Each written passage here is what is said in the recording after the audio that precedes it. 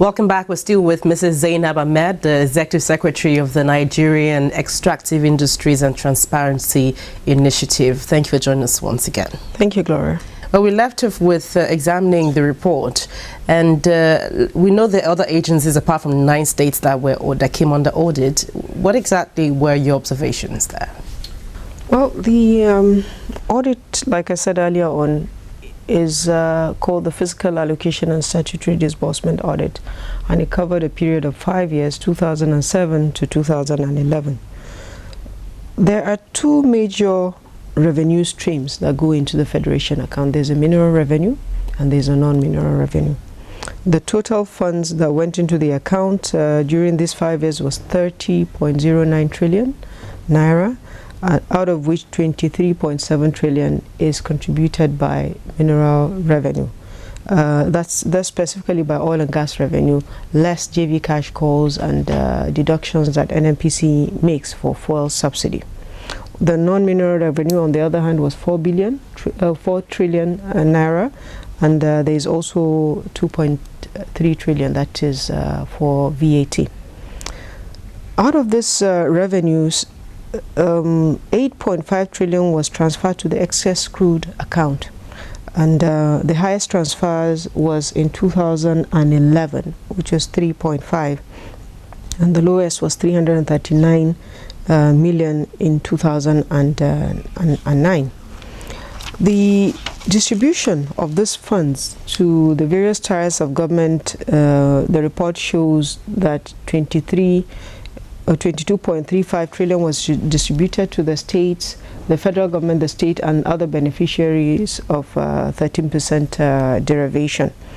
NDDC received 7.4 billion for completion of projects during this period. Even though some of those projects can't be identified. But most of the projects are very difficult to identify. And we also noticed that the monitoring of this project was very, very poorly done. And the NDC Act, we found, is silent on how the budgets of the oil-producing companies are obtained by NDC. Remember that the Act makes a provision that NNDC is entitled to 3% of the budgets of the annual budgets of each oil-producing company. Is silent on how that is to be obtained. So NDDC is not able to tell whether what it receives is what it is supposed to receive from the companies, because they don't have the budgets to compare that. Earlier on, we discussed about subsidy payments. PPPRA is responsible for management of subsidies in the country. During part of the audit period, PPPRA 2007-2008 was paying subsidies, but at some point a change was made in the arrangement, and the DMO, Debt Management Office, took over the payment of subsidies. The audit also noted, like other audits, that NNPC deducts its own subsidy claim at source before paying to the Federation, which means it's not drawing its own subsidy claims through the PSF, the Petroleum Support Fund. And that's huge. Yes, it is. It is very, very significant because it should be subjected to the same rules that other marketers are subjected to, and that is something that has been going on for a very long time. It needs to be corrected. Otherwise, from the first NEITI audits, this has been reported. It's continuously reported in every audit. If we're not changing it, then we should amend the regulation to make it proper and legal for NNPC to do the deductions the way it is doing them. There is a fund that is called the Natural Resource Development Fund. It is supposed to be a fund that will provide development of alternative sources of revenue to oil and gas. And this fund, over this 5-year period, received 365 billion naira. But contrary to the objectives of the fund, government has been using this fund to borrow for obligations like meeting budget deficits, purchase of fertilizers, improvement in agriculture. And there is an outstanding debt from these borrowings to that fund of 339 billion to date from the federal government to the Natural Resource Development Fund. NDDC during this reporting period received 596 billion naira, and out of which is spent 459 billion on various recurrent and capital projects. There is an outstanding contribution by the federal government to the NDDC in the sum of 463 billion that has not yet been released to the NDDC according to the provisions of the Act.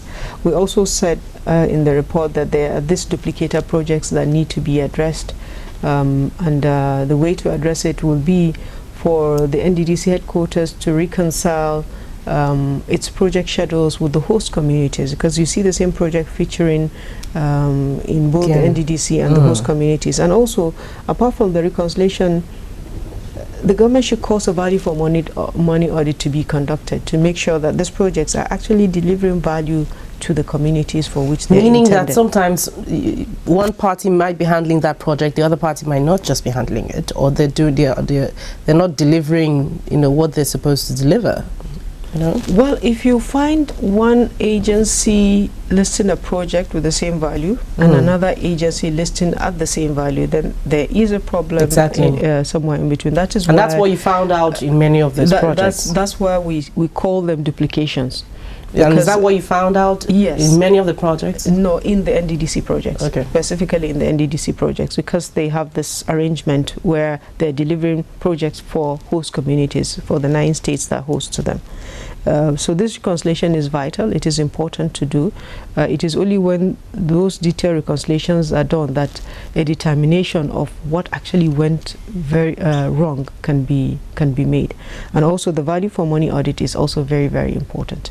It needs to be done as quickly as possible. The Ecological Fund, on the other hand, is a fund that receives the federal government share of the derivation from the oil and gas revenue. And it received during this period 164 billion naira, while the excess crude account contributed 53 billion to this same fund. The audit also showed that NEMA, that is supposed to benefit from the Ecological Fund, is being owed 19 billion to date, out of the 43 billion that is due to the agency. And also for this fund, the project that it executes, of the 139 projects, only 36 have been completed.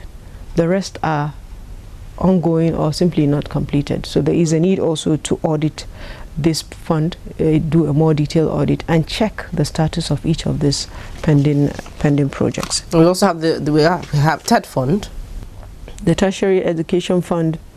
During the course of the audit, we found they received significant amount of revenues, and at the end of the reporting period, 202 billion is sitting unutilized in the accounts of TED fund. What the audit observed is that the tertiary institutions that are supposed to be using this fund are not able to access it, whether they simply don't know how to do it, or the regulations are such that they cannot meet the requirements. But there are funds that are lying idle that could be used to improve our tertiary institutions. So what the audit recommends is that the TED fund itself should engage these tertiary institutions and educate them on how to access the funds and give them assistance to be able to access the funds, so that the universities can have the much needed development that is so desirable. Really, NEITI is supposed to provide these information, this audit, just really to help the government, make the government accountable and companies accountable, but that is really not happening. It's not happening the way we hope it will happen. The remediation process has been very, very slow. And as a result, when the current NEITI board was put in place, the board, after checking all that NEITI has done in the past, determined that its most important work will be achieving effective remediation. And we approached Mr. President and suggested to Mr. President that there will be a need to reconstitute the IMTT to make it more effective, to have more senior officials from the respective agencies sit on the IMT, because what we found that is that persons that come to these meetings are not high enough in those agencies to take true, even correctly, the message from the IMTT, or to bring about the remediation, the reforms that are required. So Mr. President re-inaugurated this body in December last year. The body has started its work again, and we're pushing more aggressively. We have support from the World Bank for consultancy that is enabling us to track and monitor the activities that each agency has been assigned to carry out within specified timelines. So I hope that by 2015 that the reports will have, and already we have very positive reports that have come out of the IMTT. The FIRS specifically has done a great deal of work in respect of the remedial issues from the NEITI audit findings. As a result of our work, they had done their own additional audit reviews on the assessments for underpayments of taxes that were reported, and as a result of that, they raised additional assessment on companies, and some collections have been made, while some collections are still in a review process. Some are even going to arbitration already. DPR, on the other hand, also is reviewing the royalties the NEITI audit has reported.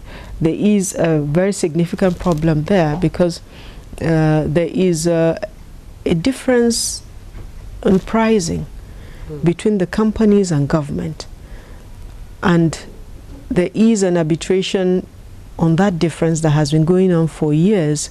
And if it is determined in favor of the companies, then the government will end up having some very significant contingent liabilities to pay. If it is determined in favor of the government, then the companies will be paying some significant amount of revenues to the Federation. So it's not as easy for the royalties as it has been for the taxes, because of that arbitration process that is going on between the two parties. All right, there are lots of issues here, and we definitely can't exhaust all of this in one sitting. We hope to come back again on these issues, as Nigerians will want more answers on this report. Thank you very much for coming on Dateline Abuja. Thank you very much, Gloria. It's been very interesting and useful for me being here as well. Thank you.